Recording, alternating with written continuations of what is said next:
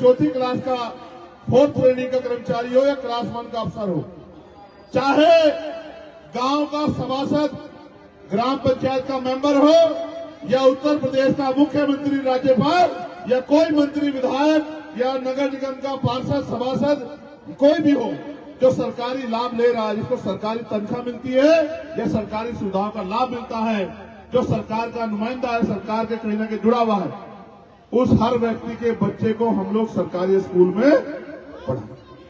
क्या करेंगे? कैसे? जैसे डीएम साहब का बच्चा कहां पढ़ेगा? कहां पढ़ेगा? कमिश्नर साहब का बच्चा कहां पढ़ेगा? विधायक जी का बेटा कहां पढ़ेगा? सांसद जी का बेटा कहां पढ़ेगा? मंत्री जी का बेटा कहां पढ़ेगा? यूनिवर्सिटी के चांसलर साहब का बेटा कहां पढ़ेगा? प्रधान जी का बेटा कहां पढ़ेगा? और राज्यपाल जी का बेटा कहां पढ़ेगा? प्रमुख सचिव साहब का बेटा कहां पढ़ेगा? अनुसचिव साहब का बेटा कहां पढ़ेगा?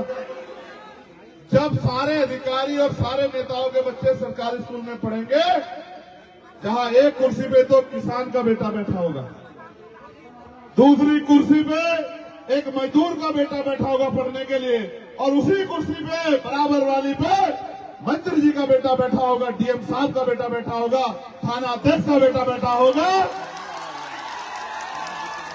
उसी कुर्सी पे वरिष्ठ पुलिस अधीक्षक का बेटा, एडिशनल एसपी का बेटा, सीओ का बेटा बैठा होगा, और जो मास्टर स्कूल में पढ़ा रहा उसका बेटा भी तो स्कूल में बैठा होगा उसी कक्षा में। तो फिर वो आपको अच्छी पढ़ाई देना चाहे ना देना चाहे, लेकिन उनके बच्चों को अच्छी पढ़ाई देंगे तो आपके बच्चे भी अच्छी पढ़ाई प्राप्त कर लेंगे। समझ रहे हो? दूसरा, इससे फायदा क्या होगा? ये बड़ी बड़ी मीनारें खड़ी कर दी प्राइवेट सेक्टर की, जहां 5,000 रुपए आपको देने पड़ते हैं अपने बच्चों को पढ़ाने के लिए, 2,000 रुपए देने पड़ते हैं। ये जो आपकी जेब काट रहे हैं अमीर लोग, एक तो हमारा पैसा बच जाएगा, दूसरा हमें बहुत कम पैसे पे अच्छी पढ़ाई कराने का मौका अपने बच्चों को। चाहे डॉक्टर बनना हो, इंजीनियर बनना हो, आईपीएस बनना हो, आईएएस बनना हो, वकील बनना हो, सारी पढ़ाई हम लोग इतनी सस्ती करेंगे कि गरीब का बेटा भी अपने सपनों को पूरा होना चाहिए। नहीं होना चाहिए? दूसरी बात, मेरे पिताजी को मैं इसलिए नहीं बचा पाया क्योंकि प्राइवेट हॉस्पिटल में इलाज कराने के मेरी जेब में पैसे। आपने भी देखा होगा कभी कभी कि आपके घर में कोई बीमार हुआ लेकिन जेब में इतने पैसे नहीं कि बड़े से प्राइवेट हॉस्पिटल में ले जाए। देखा है? नहीं देखा? कैसा महसूस होता है उस समय? अच्छा लगता है, बुरा लगता है? तो हम ये करेंगे सुनिश्चित कि चाहे मुख्यमंत्री का बेटा हो या बेटी हो, या खुद मुख्यमंत्री हो, पत्नी हो, दादी हो, अम्मा, कोई हो, और चाहे अधिकारी कोई हो, जिनकी बात हमने बताई थी, सबका इलाज सरकारी हॉस्पिटल में हो। अब ये महसूस करो, उसी बेड पे मुख्यमंत्री जी लेटे हो और उसी बेड पे एक किसान मजदूर लेटा हो, तो अच्छा इलाज मिलेगा नहीं मिलेगा? दवाइयां टाइम पे मिलेगी नहीं मिलेगी? सुविधाएं आएंगी नहीं आएंगी? और पैसा कितना खर्च होगा? ना के बराबर। समझ रहे हो? देखो, सारा सरकारी सिस्टम नेताओं के हाथ में, अधिकारियों के हाथ में, और वो यूज करेंगे प्राइवेट सेक्टर, और वो कहते हैं हमने जनता के लिए बहुत अच्छा कर दिया। अगर आपने जनता के लिए बहुत अच्छा कर दिया तो आप भी उसका लाभ ले लो ना, कि भाई जो भोजन आप जनता को खिला रहे हो उस भोजन को आप भी तो खाओ, तभी तो बात बनेगी। नहीं बनेगी? तभी पता लगेगा ना भोजन अच्छा है बुरा है। तो हमने तय किया है कि चाहे कोई कितना बड़ा अधिकारी हो, कोई कितना बड़ा नेता हो, सत्ता का हो या विपक्ष का, सबको अगर इलाज कराना है, बेहतर इलाज चाहिए, तो सरकारी अस्पताल में बेहतर इलाज मिलेगा। तो जो गरीबों की जेब काटी जा रही है प्राइवेट हॉस्पिटल में, वो प्राइवेट हॉस्पिटल में जेब काटनी बंद। आपको फायदा होगा नहीं होगा बताओ? आपकी भी जीवन रक्षा हो जाएगी। मैंने महसूस किया, हमारे एक नेता महक सिंह जी उत्तराखंड वाले, उनकी माता जी का एक्सीडेंट हुआ, हम हॉस्पिटल लेके गए, प्राइवेट हॉस्पिटल में जान सकते थे, ऑक्सीजन की वो वेंटिलेटर की व्यवस्था नहीं हुई, उनकी माता जी की डेथ हो गई। लेकिन मेरे पड़ोस में रहने वाले एक हमारे साथी पैसे वाले प्रधान जी का एक्सीडेंट हुआ, सर में बहुत भयंकर चोट लगी, उनको वहीं एक हॉस्पिटल है मेडिग्राम, उस हॉस्पिटल में ले गए। 15 दिन के इलाज के बाद, इतनी चोट लगने के बाद वो सुरक्षित वापस आ गए। मैं उनके लिए भी मंगल कामनाएं करता हूं, उनसे मेरा कोई विरोध नहीं, लेकिन महक सिंह जी की मां को भी जीने का अधिकार इस प्रदेश में, इस देश में होना चाहिए था। महक सिंह की मां को भी वही इलाज और वही दवाइयां मिलनी चाहिए थी, वही सुविधाएं मिलनी चाहिए थी जो प्रधान जी को मिली। समझ रहे हो? तो ये हम करने जा रहे हैं जब हमें ताकत मिलेगी। ठीक है। तीसरी बात, सेना का सबसे बड़ा दुरुपयोग हो रहा है। कैसे? पिछली बार 2018 तक भाजपा की सरकार थी, केंद्र में 18.5 हो गए और सब लोग कह रहे थे कि भाजपा ने नाश कर दिया। नोटबंदी की, कोई फायदा नहीं हुआ, लाइन में लगे, मार खाई, पुलिस के डंडे खाए, मुसीबत झेली, लेकिन एक पैसे का फायदा नहीं हुआ। फिर भी भ्रष्टाचार जारी, आतंकवाद जारी है। फिर जीएसटी लागू की, व्यापारियों को नुकसान पहुंचा दिया।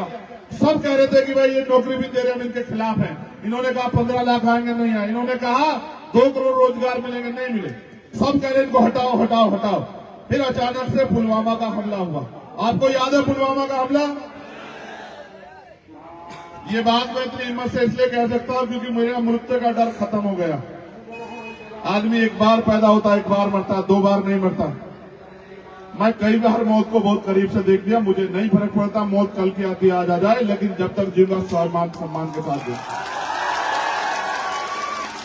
अगर 1 इंच गोली इधर हो जाती तो पेट के चीथड़े उठा के निकल जाती, आप पे सिर्फ मेरी तस्वीर रह जाती और आप रो के याद किया करते कि अगर हमारा भाई कुछ दिन और जी जाता तो बहुत कुछ बदल जाता।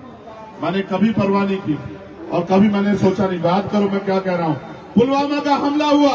आप जितने लोग यहाँ बैठे, चाहे मीडिया के हो, पुलिस के हो, कोई हो, चाहे और चाहे सम्मानित मेरे परिवार के लोग हो, अगर आपका 200 रुपए कोई सामान चोरी हो जाएगा, FIR कराओगे नहीं कराओगे? बताओ। जांच कराना कराओगे नहीं कराओगे? बताओ। आपकी 1 रुपए की चीज अगर हो जाएगी, आप चाहोगे नहीं चाहोगे पता लग जाए किसने चुराई? पता लगाओगे नहीं लगाओगे? यहाँ बैठे आपका फोन चोरी हो जाए, आपको तकलीफ होगी नहीं होगी? उसके FIR दर्ज कराओगे नहीं कराओगे? लेकिन इतने शहीदों की, इतने सेना के सिपाहियों की जान गई, हमारे वीर बहादुर सिपाहियों की जान गई, लेकिन सरकार ने एक FIR दर्ज नहीं कराई। देखो क्या गजब की बात। एक जांच नहीं कराई कि 350-400 किलो RDX कहां से आ गया, उसको कौन लेके आया? इतने जवानों की मौत का जिम्मेदार कौन है? कौन सा देश है? कौन सा संगठन है? कौन सा आतंकवादी है? कभी जानने का प्रयास नहीं किया। इसका मतलब अगर जांच होगी तो किसी ना किसी पे आंच तो आएगी। और ऐसा तो नहीं आज उन पे आ जाए जो राष्ट्रवाद की चादर ओढ़ के बैठे, जो कहते हैं कि हमने सर्जिकल स्ट्राइक कराई। तो कहीं ना कहीं मुझे ऐसा लगता है कि अधिकारियों को दबाव बना के राजनीति में बैठे लोग हमारे सेना के बहादुर जवानों का मनोबल तोड़ने काम कर रहे हैं। और देखो हमारी विदेशी पॉलिसी कैसी है, रोज किसी ना किसी बॉर्डर पे कोई ना कोई सैनिक शहीद होता है, उसकी मां से पूछो। बाद में ये होता है, दिखावा करने के बाद शहीद कोई परिवार बैठा हो तो याद रखना कि उनको पेंशन के लिए भी दफ्तरों के चक्कर काटने पड़ते मेरे भाइयों। इसलिए मेरा ये मानना है कि जो भी नेता सर्वोच्च पद पे बैठा हो या मंत्री बने, उसके बेटे को सेना में भर्ती करना चाहिए। जब वो बॉर्डर पे खड़ा होगा तो उसके पिता को एक ख्याल होगा कि उसकी एक लापरवाही, उसके एक षड्यंत्र से उसके बेटे को भी नुकसान हो सकता है। तो सेना का जो दुरुपयोग हो रहा है वो दुरुपयोग देश भर में बंद हो जाएगा। उससे आगे बढ़ो, किसानों को उनकी फसल के दाम मिले। किसानों के दुगनी हुई आपके क्षेत्र में? बताओ जोड़ के हुई? तो हम ये कह रहे हैं कि किसान एक ऐसा व्यक्ति है जो इस देश का पेट पालता है। अगर कोई असल में भगवान है तो वो किसान, जो बीज लगाता है, मेहनत करता है, मुसीबत सहता है, उसको ये भी नहीं पता फसल क्या होगी। पहले तो फसल मुश्किल हो रही है, जैसे अब पाला पड़ रहा है फसल खराब हो जाएगी, कभी बारिश हो जाए फसल खराब हो जाएगी, आंधी आ जाए फसल खराब हो जाएगी। और अगर बच जाए तो मुख्यमंत्री ने जो आवारा सांड योजना चला रखी है, वो योजना इतनी खतरनाक है, वो योजना इतनी खतरनाक है, आप महसूस करके देखो। अगर गाय या कोई और आवारा पशु आपको पटक पटक के मार दे, कोई बात नहीं है, लेकिन अगर आपने उसको जरा सा डंडा मार दिया तो आपकी खैर नहीं है। आप पर मुकदमा भी दर्ज होगा और आपको पुलिस पकड़ने भी आ जाएगी तत्काल। आप समझते हो? इसका मतलब इस देश में, इस प्रदेश में जानवरों का भी सम्मान है, लेकिन इंसानों की जानों की कोई वैल्यू।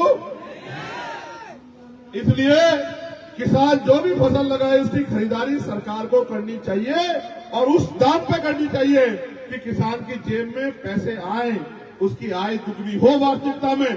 ऐसा ना हो कि फसल में खर्च हुए 2 लाख रुपए और हम उसकी फसल खरीदे 1.5 लाख रुपए में, तो इससे तो किसान सुसाइड करेगा नहीं तो बेचारा क्या करेगा। आप देखो, बड़ी बात सुनो, आज कितने लोग पढ़े लिखे बेरोजगार घूम रहे हैं। 6 महीने में आप नोटिस करना, मैं कोई बात, मैं वकील हूं, ऐसे तो नहीं कहता हूं, एक रूल है, अगर कोई सीट खाली हो जाए तो 6 महीने के अंदर चुनाव के वो सीट भरी जाएगी, चाहे वो विधायक की हो, चाहे वो सभासद की हो, पार्षद की हो, सांसद की हो। क्यों भाई मीडिया के साथियों, गलत तो नहीं बोल रहा हूं? गलत तो सही है ना? लेकिन सरकारी नौकरियों का बैकलॉग 5-5 लाख हो गया है, एक भी नौकरी नहीं भर रहे। क्यों नहीं भर रहे हैं भाई? क्या आम आदमी को समस्याएं कम हो गई है या सरकारी डिपार्टमेंट में काम ज्यादा होने लगा है? सच यह है क्योंकि अभी आरक्षण की व्यवस्था है, जितनी संख्या आपकी है उस संख्या के आधार पर दलित पिछड़े वर्ग के बच्चों को भी मौका मिलता है। इसलिए सरकार नहीं चाहती कि आप अपने पैरों पे खड़े हो जाए, इसलिए वो बैकलॉग को नहीं बढ़ती। हमारा ये मानना है, आप ये बताओ, जब सब लोग सरकारी हॉस्पिटल में इलाज कराएंगे तो सरकारी हॉस्पिटल ज्यादा बनाने पड़ेंगे, नहीं बनाना पड़ेंगे? तो डॉक्टरों की ज्यादा जरूरत पड़ेगी, नहीं पड़ेगी? जो लोग काम करते हैं उनकी ज्यादा जरूरत पड़ेगी, नहीं पड़ेगी? तो सरकारी नौकरी बढ़ेगी, नहीं बढ़ेगी? जैसे स्कूल ज्यादा बनेंगे तो मास्टर से लेकर चपरासियों की नौकरी की जरूरत पड़ेगी, नहीं पड़ेगी? बिल्डिंगें बनेगी, रोजगार पैदा होगा, नहीं होगा? आराम से, आराम। नहीं, तुम लोग बैठ जाओ सब अपने। ये बच्चों, हमसे प्यार करते हो ना? कितने लोग प्यार करते हैं? इस लाइन में जो खड़े, नीचे नीचे बैठ जाओ, यही नीचे बैठ, यही प्यार दिखाने का मौका है, कुछ नहीं इसके अलावा। आज तुम्हारे जिले में यही दिखाओ हमें, बस, इसके अलावा कुछ नहीं चाहिए आज तुझसे। बैठो, नहीं बैठोगे हम नहीं मानेंगे, तो हम मान लेंगे कोई विरोधी आ गया। बैठ जाओ, बैठ जाओ, जल्दी बैठो। अगर कोई एक सिंगल खड़ा दिख गया, मैं यही माइक छोड़ के चला जाऊंगा, मैं अपनी बात का बड़ा पाबंद हूं। और वॉलंटियर भी हट जाओ यहाँ से, कोई जरूरत नहीं वॉलंटियर, 1 मिनट हट जाओ, साइड हो जाओ बेटा।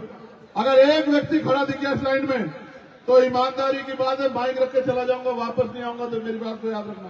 क्या मैं तुमसे कोई बात झूठ कहता हूँ क्या? कि ये हमारी लाडली बहन जो बैठी है इधर, ये खड़ी हो जा, क्या तेरा भाई कोई बात झूठ बोलता है क्या? सच बोलता है ना? देखो अभी 3-4 लोग खड़े हैं, मैं जाने वाला हूं। ये हटो, तुम लोग कह रहे हो, बीच में हटो, वॉलंटियर साइड हो जाओ, पता लगेगा वॉलंटियर है या आम आदमी है। बेटे 2-3 लोग रह गए, इनको खींच के बिठा लो, बहुजनों में ताकत भी होनी चाहिए।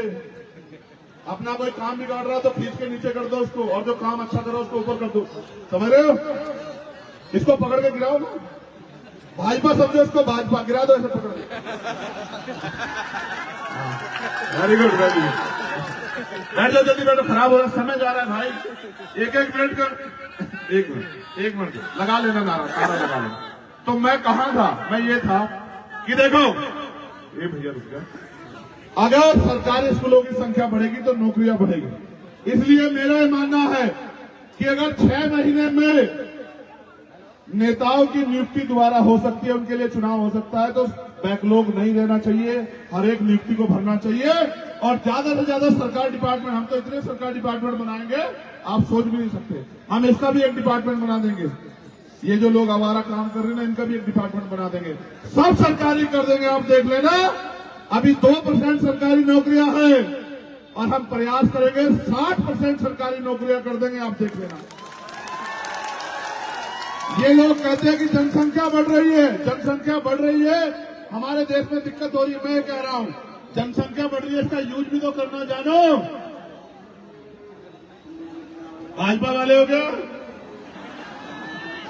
ठीक अपने, तो इसका यूज तो करना जानो। आज हमें बहुत सारी चीजें निर्यात करनी पड़ती है, दूसरे देशों से खरीदनी पड़ती है, वहां से वो आती है, फिर हम यहाँ टैक्स लगाते हैं, लोगों की जेब काटते हैं। अगर वही चीजें हम यहाँ बनाए तो उससे आधी कीमत पे हमारे लोगों तक पहुंचेगी, रोजगार भी मिलेगा और कीमत भी डाउन हो जाएगी। आज जो ये साफा मैंने पहना, अगर ये बाहर से आया तो 200 रुपए का, अगर यहाँ बनेगा तो 75 रुपए का बनेगा, गरीब के पैसे बचेंगे और हमारी बहनों को, बच्चों को, भाइयों को रोजगार मिलेगा। समझ रहे हो? इसलिए हमारा जो प्रयास रहेगा कि ज्यादा से ज्यादा सरकारी नौकरियां हों, उससे आगे बढ़ो।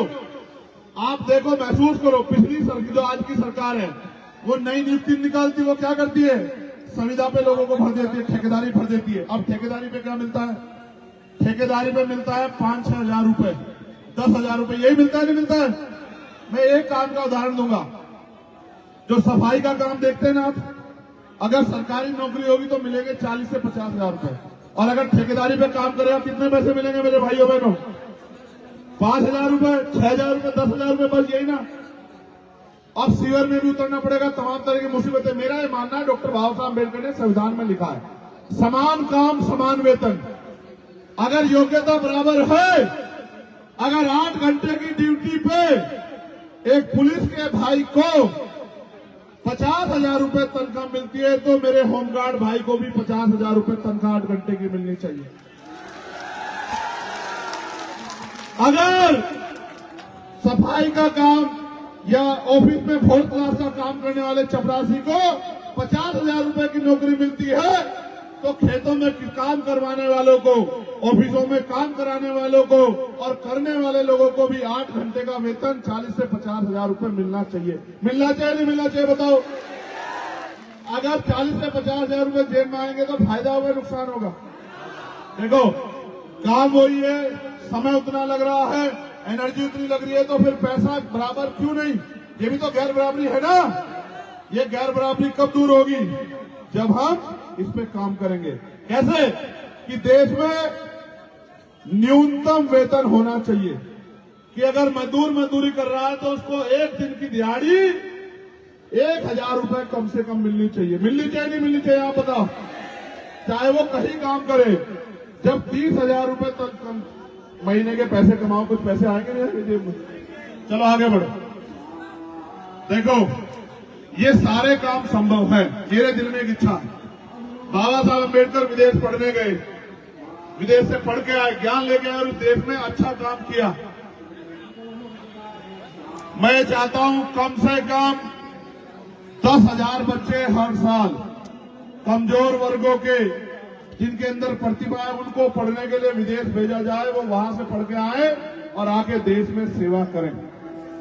जब वो पढ़ने जाएंगे, उनका ज्ञान बढ़ेगा, जागरूकता बढ़ेगी और उसका लाभ जब वो वापस आके देश में करेंगे। अब तो हमारा बच्चा जाता है यहाँ से पढ़ लिख के और विदेश में जाके नौकरी करता है, उनके यहाँ नौकरी करता है, नौकर बनता है। अगर अपने यहाँ के सेवा करेगा तो फायदा हमें होगा, नहीं होगा? तो मेरा ये मानना है कि हमारी बहनों को, भाइयों को 10,000 बच्चे कम से कम हर साल विदेश में पढ़ने के लिए जाने चाहिए। ठीक है? क्योंकि अभी हम विदेश का मुकाबला नहीं कर सकते हैं। मैं इस बार कूदूंगा बहुत। अभी मेरे को कोई खड़ा दिखाई दिया तो मेरा वो वाला रूप भी देख लेना, बीमारी वाला। फिर सुनो, तुम पकड़ो अपनी जिम्मेदारी, कोई खड़ा नहीं होना चाहिए और खींच के बिठा लो जो खड़ा हो रहा है। जो डिस्टर्ब कर रहा है उसको खींच कर बिठा लो, उसका नीला पटका ले लो उससे। उसको कोई अधिकार नहीं नीला पटका पहनने का, जो अनुशासनहीनता कर रहा है। ये नीला पटका से ले लो, ये जो खड़ा होकर घूम रहा है, ले लो नीला पटका। इनको छोड़ दो। आप इधर हो भाई, आप इधर हो, आप इधर हो। आप उनको नहीं कह रहे, आप इधर हो जाओ, आप नेता मत बनो। बहुत धन्यवाद। आप मेरी बात पे गौर करो, जो आखिरी बात कहनी है। मैंने तुमसे शुरू में एक बात कही थी कि मुझे एक बात याद दिला देना। क्या थी वो बात, बताओ? राजा, हाँ ये बात। तो बाबा साहब अम्बेडकर ने कहा, आज मैंने रानी का पेट चीर दिया है, आज के बाद राजा जो तैयार होगा वो मतपेटी से तैयार होगा। तो दुश्मन बड़ा दिमागदार है, उसने कहा मतपेटी छोड़ेंगे, हम ईवीएम ले आएंगे, इलेक्ट्रॉनिक वोटिंग मशीन, इसके जरिए हम वोटों की चोरी कर लेंगे। 2 साल से मुझे मेरे साथी कह रहे थे कि चंद्रशेखर भाई आप ईवीएम पे कुछ बोलते नहीं। मैंने उनको समझाया कि भाई ईवीएम पे 50 आदमी अगर आंदोलन करेंगे सरकार नहीं सुनेगी, मगर जितने लोग आज यहाँ बैठे हैं, अगर जिस दिन मैं कहूंगा वो सीतापुर के जिला मुख्यालय पे जाके 1 दिवसीय धरना दे देंगे, तो ये नहीं, विदेश की सरकार भी सुनेगी कि भारत में कुछ हो रहा है। इसलिए हमने तय किया कि पहले हम लोग जनमत तैयार करेंगे, पहले हम लोगों को जोड़ेंगे, लोगों के बीच में जाएंगे, उनके साथी बनेंगे, सहयोगी बनेंगे, उनको अपनी तकलीफ बताएंगे, उनका काम करके उनको जोड़ने का काम करेंगे। और जब वो जुड़ जाएंगे फिर उनसे कहेंगे हमारा साथ दो। बहुत जल्द ईवीएम पे मैं पहले प्रदेश स्तरीय और फिर राष्ट्रीय स्तरीय आंदोलन करने वाला हूं, क्योंकि ईवीएम से वोटों की चोरी हम लोग नहीं होने देंगे। ये वोट हमें बाबा साहब अम्बेडकर के 4-4 बच्चों के खून से मिली है। ये वोट हमने बाबा साहब अम्बेडकर को खो के प्राप्त की है। और अगर ये वोट का अधिकार हमारे पास नहीं बचा तो हमारी बस्तियों में भी कोई पैर रखने के लिए नहीं आएगा, हमारे स्वाभिमान सम्मान की बात को छोड़। इसलिए हमने तय किया है कि और किसी में हिम्मत नहीं है कि वो ईवीएम को जवाब देके ईवीएम को बंद कर दे। मैं आपको विश्वास दिला के कहता हूं, अगर ईवीएम से चुनाव होगा तो इतना फेर होगा कि आपके एक एक वोट को आपका पता लग जाएगा कि आपने कहां दी है और वो वोट वही जाएगी। अदरवाइज ईवीएम से इस देश में चुनाव नहीं होने दिया जाएगा। ये बात कहने के लिए मैं सीतापुर आया, आपको बताने के लिए आया। क्या आप चाहते हैं ईवीएम बंद हो जाए? कितने लोग चाहते हैं? हाथ उठा के बताओ। चलो नीचे करो। आप चाहते हो बैलेट पेपर से चुनाव हो? एक और ऑप्शन है, आप ये हाथ नीचे करो, इस ऑप्शन को भी सुन लो। अगर मौका मिले कि ईवीएम से ही चुनाव हो जाए लेकिन चुनाव ट्रांसपेरेंट हो, फेयर हो, पारदर्शी हो, आपकी वोट का आपको सेकंडों में पता लग जाए आप कहां गई हो, आपको जानकारी हो, तो राजी हो या नहीं हो? बताओ, हाथ उठा के बताओ जो लोग राजी है। बहुमत तो इनके पास है। चलो नीचे करो। देखो मेरी बात सुनो। बुद्ध ने कहा मध्यम मार्ग। कौन सा मार्ग? मध्यम मार्ग। हमें मध्यम मार्ग पर रहना चाहिए। जब हमें पता है कि वही काम आसानी से हो रहा है तो फिर ज्यादा जोर लगाने की जरूरत। अभी तो ईवीएम को हमें इलाज करना है, करना नहीं करना है। अब दो बातें और बची, इस पर भी गौर कर लो। एक तो आजाद हुए 70 साल से ज्यादा हो गया, लेकिन अखबार पढ़ो, हर रोज घटना आती है। कहीं किसी बच्ची का रेप हुआ, कहीं हत्या हुई, कहीं उसको मार के लटका दिया गया, कहीं उसका सामूहिक उसके साथ अपमान हुआ, कहीं बीएचयू में हुआ, कहीं हुआ। तमाम तरह की खबरें सुनते हैं। मुझे तो बहुत तकलीफ होती है, क्योंकि मेरी मां ने तो मुझे सिखाया है कि बहन बेटियों के का अपमान नहीं होना चाहिए। आप ये बताओ, आपको तकलीफ होती है नहीं होती इस बात से? कोई कहता है कानून व्यवस्था अच्छी है, कोई कहता है राम राज। आप बताओ ये कैसा राज है जिसमें बहन बेटियां सुरक्षित नहीं? कल तो मैंने उनको सुना, चंपत राय जी को। वो चंपत राय जी कह रहे थे कि भाई हमने राम मंदिर के जो गेट हैं उन पर सोना चढ़वा दिया है, मगर हमें डर है कि कोई पुजारी का गला काट के उनको उतार ना ले जाए। आप सुन के देख लो, यही कह रहे थे। वो कह रहे थे नहीं कह रहे थे? आप देख लो, मीडिया के लोग जानते हो, कह रहे थे नहीं कह रहे थे? आप बताओ, जो अयोध्या में राम के यहां पे अगर सुरक्षा नहीं है तो फिर भाई क्या होगा? आप चाहते हो कि बहन बेटियों का अपमान होना इस प्रदेश और देश में बंद हो जाए? कितने लोग चाहते हो? हाथ खड़ा करो। आप चाहते हो बहन बेटियां सुरक्षा से, सम्मान से अपना जीवन यापन कर सके? कितने लोग चाहते हो? हाथ खड़ा करो। बहुत बढ़िया, नीचे करो। अब गौर करो, एक संत है अभी, उनका नाम है राम भद्राचार्य जी। मैं उनका बहुत सम्मान करता। सम्मान इसलिए करता था क्योंकि मैं उनको दलित ही समझता था। कैसे? दलित का मतलब है जो पीड़ित है, जो शोषित है, जो कमजोर है, जिस पे कमी है। कुदरत ने उनको आंखें नहीं दी। मुझे ऐसा लगता था कि भाई वो भी हमारा हिस्सा, उनको भी आंखें नहीं है, इसलिए वो भी हमारे जैसे दलित ही हैं। लेकिन जब मैंने उनको सुना तो मेरा भ्रम दूर हो गया। उन्होंने कहा कि आरक्षण अगर जल्दी खत्म नहीं किया SC ST OBC का तो इस देश में खूनी क्रांति हो जाएगी, इस देश में पता नहीं क्या हो जाएगा, इस देश में पता नहीं क्या हो जाएगा। उन्होंने कहा जातिगत आरक्षण खत्म कर दो। मैं उनसे पूछना चाहता हूं, भद्राचार्य जी, हजारों साल हमने इस देश में खून के आंसू रोए, आपने क्या दिया हमें? आपके पूर्वजों ने क्या दिया हमें? आपने आरक्षण दिया कि हमें जो छीनना चाहते हो? और आप शांत हो गए, कहते हो खूनी क्रांति हो जाएगी। किसको डरा रहे हो आप? इस देश का माहौल खराब करना चाहते हो? इस देश में दंगा कराना चाहते हो राम भद्राचार्य जी? फिर उन्होंने कहा, और ये बात मुझसे स्वीकार नहीं हुई, उन्होंने कहा मरे मुलायम काशी राम, और मुस्कुराए सब लोग। मुझसे नहीं बर्दाश्त हुआ। काशी राम साहब, मान्यवर मुलायम सिंह जी भी हमारे नेता रहे, बहुत बड़े नेता थे, लेकिन मान्यवर काशी राम साहब हमारे पिता से कम नहीं है। वो हमारे रहबर है। उन्होंने हमें लड़ना सिखाया, उन्होंने हमें बोलना सिखाया। और अगर कोई मान्यवर काशी राम साहब के खिलाफ एक शब्द भी कहेगा तो ये हम किसी कीमत में बर्दाश्त नहीं करेंगे। हम किसी के पिता को गलत नहीं कहते। हम भारत के संविधान को मानने वाले सभी धर्मों का सम्मान करते हैं, आर्टिकल 25-26 को समझते हैं। लेकिन अगर कोई हमारे पिता का अपमान करेगा तो हमसे बुरा उसके लिए कोई नहीं होगा। फिर उन्होंने एक भाषण और दिया और उन्होंने कहा, मैं तो खुल के कहूंगा कि चारों वर्णों में जो राम को नहीं भजता वो चारों वर्णों में चमार है। राम को भजने वाला उत्तम और चाम को भजने वाला नीच। उनके कहने का मतलब है कि जो चमार जाति है वो नीच जाति है। भाई उनका क्या कहा उन्होंने, चारों वर्णों में जो राम को नहीं भजता, नहीं, चारों वर्णों में जो बुरा है, असुर है, राक्षस है, वो कौन है? चमार।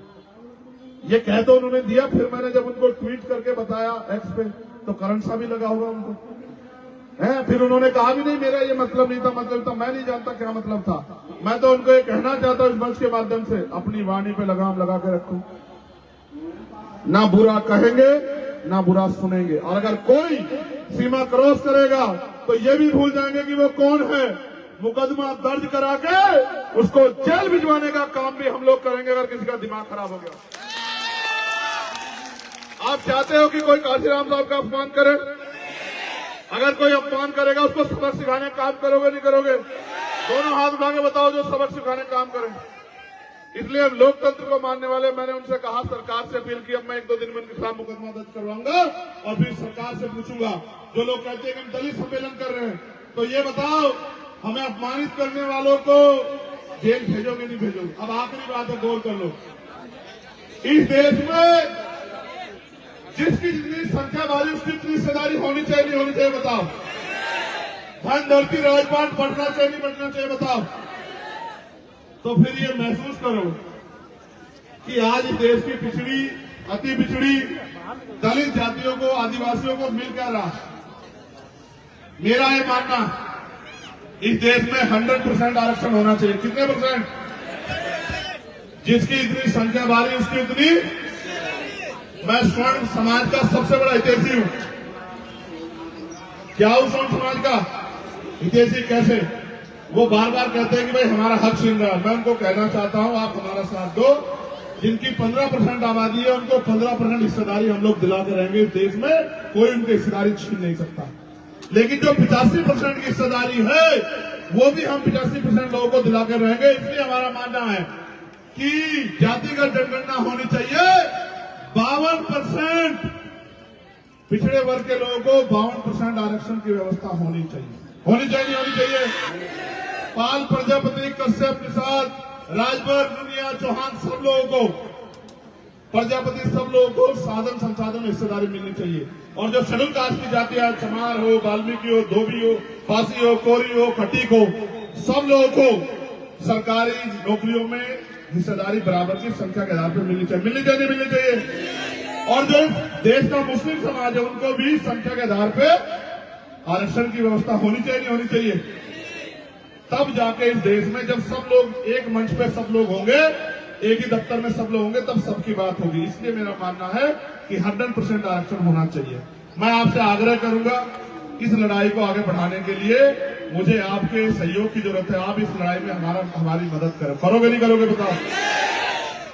बहुत बहुत धन्यवाद, बहुत बहुत आभार। जिन साथियों ने ये कार्यक्रम किया उनका धन्यवाद और माओ बहनों का धन्यवाद। बस इस लड़ाई में एक जगह मैं कमजोर हूं, क्योंकि मेरे पास राजनीतिक ताकत नहीं। अगर राजनीतिक ताकत होती तो फिर मैं बताता कि मैं क्या कर सकता। मैंने आपको बता दिया कि मैं क्या करना चाहता हूं, लेकिन मुझसे राजनीतिक ताकत दूर रखी है भी आपने।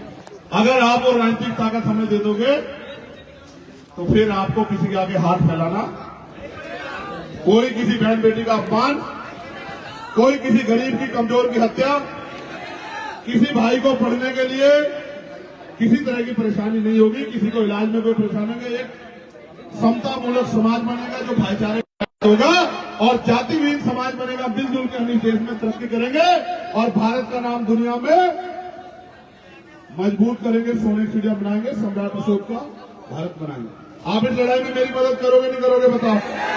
दोनों हाथ उठा के बताओ जो लोग मदद करेंगे। ऐसे मुट्ठी तानो, ऐसे तानो मुट्ठी, ऐसे दोनों मुट्ठी तानो। पक्का? नारा लगाओ मेरे साथ फिर जोर से। बहनें भी खड़ी हो जाए, आपको जो होगा देखा जाएगा। अब बैठने का समय चला गया है, अब खड़े होने का समय आ गया है। अब हम बैठेंगे नहीं। बहुत दिन तक हम इंतजार करते रहे कि कोई हमारी लड़ाई लड़ेगा, हम किसी के भरोसे नहीं रहेंगे। अब हम अपनी लड़ाई अपने आप लड़ेंगे। दोनों हाथ ऐसे उठाओ। जय भीम, जय भारत, जय मंडल, जय जोहर, भारतीय संविधान जिंदाबाद, भारतीय संविधान जिंदाबाद, संविधान की रक्षा कौन करेगा? हम करेंगे, संविधान की रक्षा कौन करेगा? हम करेंगे, हम करेंगे, देश की रक्षा कौन करेगा? हम करेंगे, हम करेंगे, देश की रक्षा कौन करेगा? हम करेंगे, हम करेंगे, स्वाभिमान सम्मान का जीवन हम लेके रहेंगे। इससे और जोर लगाओ, इससे कोई समझौता नहीं हो सकता है। स्वाभिमान सम्मान का जीवन लेके रहेंगे। धन धरती राजपाट बच के रहेगा। धन धरती राजपाट बच के रहेगा। वोट हमारा, राज तुम्हारा। वोट हमारा, राज तुम्हारा। जो बहुजन की बात करेगा। इतने कमजोर हो गए बहुजन, नारे में जोर खत्म हो गए। जोर लगाओ। जो बहुजन की बात करेगा, जो बहुजन की बात करेगा, जो सरकार निकम्मी है, रोजी रोटी दे न सके जो सरकार बदलनी है, जो सरकार निकम्मी है, सरकार बदलनी है। बहुत बहुत धन्यवाद। मेरी एक मदद और कर देना आप सब लोग। शायद मीडिया आज हमारी बात को उठा दे, कल नहीं उठाएगा। तो जब आप अपने गांव में, क्षेत्र में, कस्बे में जाओ तो ये जो मैंने आपको बताया, इस बात का प्रचार प्रसार करना। करोगे नहीं करोगे? जो सच्चे मन से प्रचार करेगा हर रोज वो हाथ उठाओ। नहीं, इतने लोग नहीं कर सकते। इतने लोग करेंगे तो हम कल प्रधानमंत्री बन जाएंगे। ऐसे नहीं। जो सच्चे वाले वो हाथ उठाओ। नहीं, मैं नहीं, अभी भी सहमत नहीं। रुक जाओ तुम लोग, हाथ नीचे करो। बहनों माओ से पूछने दो एक बार। ये बहने माए बताओ, मदद करोगी नहीं करोगी इस लड़ाई में? एक मिनट। अब भाई बताओ, मदद करोगे नहीं करोगे? बेबसी, गरीबी, लाचारी की जिंदगी की बेड़ियां काटोगे नहीं काटोगे?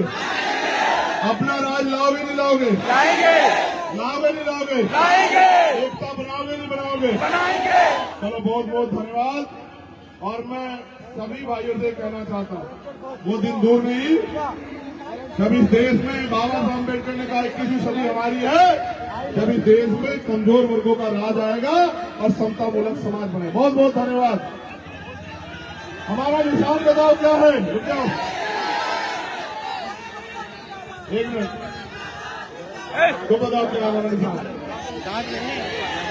हमारा नारा क्या है? सारी पार्टी देख ली, आपकी बात क्या मिले, सारी पार्टी देख ली, आपकी बात क्या मिले। बहुत बहुत धन्यवाद। आप अच्छा, एक आग्रह और है, ये माननी पड़ेगी, इसमें कोई होता ही नहीं। जो लोग मोटरसाइकिलों पे आए हैं, बहुत प्रेम से जाना। माँ घर में इंतजार कर रही होगी, बहन घर में इंतजार कर रही हो, कोई लापरवाही मत बरतना मेरे भाई। और मैं आपसे आग्रह करूंगा, कानून हमारे लिए भी है, हेलमेट पहना करो। आपका खुला, आपकी जान बहुत कीमती है मेरे पास, आपके अलावा कुछ है नहीं भाई। मेरी सारी दौलत, सारी ताकत आप है।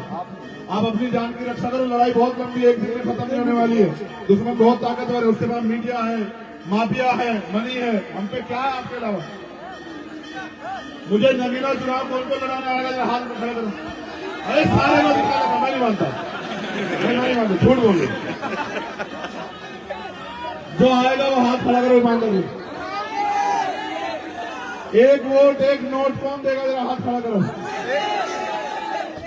ये तुम पढ़ा के लाओगे सारे? सब पढ़ा के लाओगे? चलो, जय भीम, जय भीम। बाबा साहब, अनवर काशीराम, ज्योतिबा फुले, छत्रपति साहू महाराज, हमारे बहुजन महापुरुष, हमारे बहुजन महापुरुष। एक नारा और लगाओ, बहुत जरूरी है, मीडिया के साथ सुन लेना, 1 मिनट सुन लो, बहुत काम की बात है। एक मेरे बड़े भाई यहाँ जेल में बंद, उनका नाम है आजम खान। उनका अपराध ये है क्योंकि उन्होंने बना दी यूनिवर्सिटी, उसमें पढ़ने लगे बच्चे, पढ़ लिख के हो गए समझदार, सवाल पूछने लगे। सरकार को लगा इनको पढ़ने की कोई जरूरत नहीं है, इसलिए उन्होंने उस मेरे बड़े भाई को जेल में बंद कर दिया। और मैं रामपुर जाने लगा, इनको पता लगा तो इनको सीतापुर जेल लगाया। आज इसी धरती में वो बंद है। मैंने परसों उनके बेटे का बयान पढ़ा, उन्होंने कहा प्रशासन गीली मिट्टी में सुलाता है, सुबह ठंडे पानी में नहाना पड़ता, वो भी इंसान है। मैं बहुत जिम्मेदारी से कह रहा हूं, प्रशासन के साथियों को भी, सरकार के लोग, सरकार आती जाती रहती है, और ऐसा व्यवहार मत करो कि किसी की कोई तुम्हारे खिलाफ कोई बुराई दुआ प्रार्थना करे और तुम्हें तकलीफ हो। मैं किसी का बुरा नहीं चाहता, लेकिन ये व्यवहार ठीक नहीं है। मैं प्रार्थना करूंगा कुदरत से कि वो बहुत जल्द हमारे बीच हो और उनके साथ जो अन्याय हो रहा है वो बंद। और मैं विश्वास के साथ कहता हूं, उन्होंने मुझे मना किया, वो मुझे एक बार कहते तो मैं उत्तर प्रदेश में बताता कि हम लोग क्या कर सकते हैं। उन्होंने मुझसे कहा कि इस देश में भाजपा को हटाने के लिए आप लड़ो। मैं तो जेल में हूं, कोई बात नहीं, मुझे सेना में आ जाऊंगा, जेल से बाहर कोर्ट है। अगर वो मुझसे कह देते, क्योंकि जब मुझे गोली लगी वो बेचारे आए और बहुत तकलीफ में, बहुत आंसू टपकते उन्होंने मुझसे कहा कि चंद्रशेखर, मुझे बहुत उम्मीद है तुमसे और तुम्हारे साथ ये सरकार अन्याय कर रही है। मैं चाहता हूं कि वो खुदा को मानते, खुदा तुम्हें सलामत रखे। छोटा भाई होने के नाते मेरा भी फर्ज बनता है कि मैं चाहता हूं कि उनको भी कुदरत सलामत रखे, वो भी ठीक ठाक हमारे बीच आ जाए। मैं आपसे बहुत जिम्मेदार से कह रहा हूं, जो भी सरकार के खिलाफ बोलेगा उसको कुचला जाएगा, लेकिन घबराना मत मेरे साथियों। अगर एक कुचला जाएगा तो 1000 तैयार होंगे। नेताजी सुभाष चंद्र बोस का नारा याद है, तुम मुझे खून दो मैं तुम्हें आजादी दूंगा, तुम मुझे खून दो। ये नेताजी का नारा था। वो नारे की जरूरत नहीं है, लोकतंत्र है। अब तुम्हें सिर्फ वोट देना है और आजादी तो मिल गई, समझ लेना उसी दिन। जिस दिन राज आएगा, खुली हवा में सांस लेना, खुली हवा में, समझ रहे हो? क्या दोगे, क्या देना है? खून नहीं देना, क्या देना है? बस साथ दे दो, फिर देखो। ये बताओ, मेरा अधिकार बैठता नहीं बैठता अपने लोगों को? क्या मेरे काम में कोई कमी है? क्या कभी मैंने मुकदमे जेल से डर के, सीबीआईडी से डर के घर में बैठने का काम किया? वो अलग बात है कि मैं छोटा मोटा आदमी है। कैसा आदमी हूं मैं? अमीर कहते हैं कि, रईस जादे कहते हैं कि वो छोटा मोटा आदमी। कैसा आदमी है? आदमी कर्म से छोटा बड़ा होता है सर। गरीबों का ऐसे मजाक मत उड़ाओ। जिस दिन गरीब अपने पे आ गए ना, तो अमीरों के घरों में दरवाजे नहीं रहेंगे, शीशे नहीं रहेंगे, याद रखना। किसी एक प्राइमरी स्कूल के हेडमास्टर के बेटे का मजाक उड़ाते हो, जिस दिन समाज मजाक उड़ाने पाया ना, तो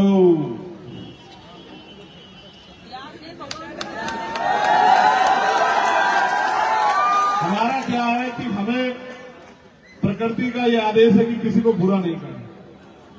हम मानवता को मानते हैं, इसलिए किसी को बुरा नहीं कहते। हम चाहते सुधार, ठीक है?